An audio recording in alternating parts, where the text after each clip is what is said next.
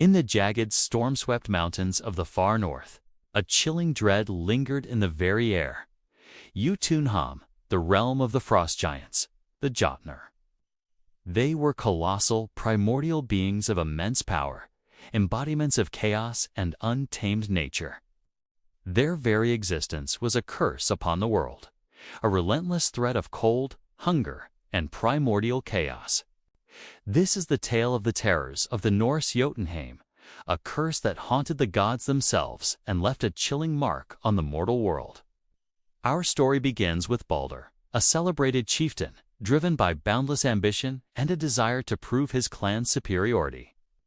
He planned a daring expedition into the Jotunheim Mountains, not for glory, but to desecrate a sacred Jotnar site, believing it would show the gods his clan's strength and earn their favor. He dismissed the warnings of elders, who spoke of ancient magic and the gods' own fear of the giants. As Baldur and his warriors pushed deeper, a relentless, unnatural cold descended. The earth itself seemed to groan, and the air crackled with a menacing energy.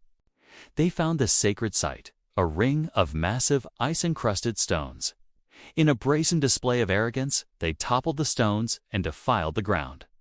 The curse of the terrors of the Norse Jotunheim began its work. The Jotnar, stirred by this act of desecration, did not send a physical army.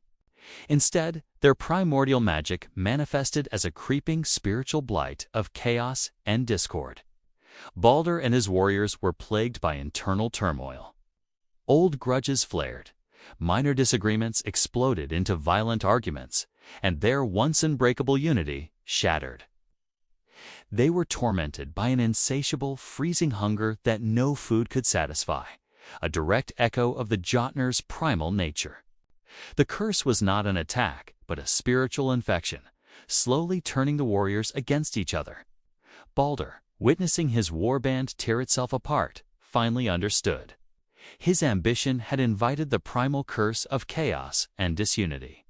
He, the once proud chieftain, was now just a frightened man in a mountain of ice.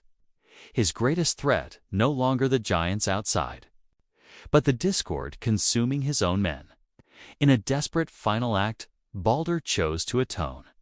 He led his few remaining terrified men not to battle, but to a place of ritual sacrifice. He laid down his weapons and offered a profound apology to the angered land and the spirits of the Jotnar. Acknowledging his hubris and the folly of his actions, he offered himself as a sacrifice, willing to give his life to appease the curse. The curse did not kill him. The internal chaos and discord finally receded, but the cost was immense. Baldur's ambition was gone, replaced by a deep understanding of his place in the cosmos. He returned to his people, no longer a chieftain seeking conquest, but a wise leader who taught respect for the ancient forces of nature.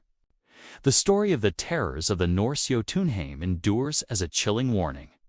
It reminds us that some powers are not meant to be conquered, but to be respected, and that the greatest threats sometimes lie not in an enemy's strength, but in the chaos we invite with our own arrogance. Like and subscribe if you enjoyed this video.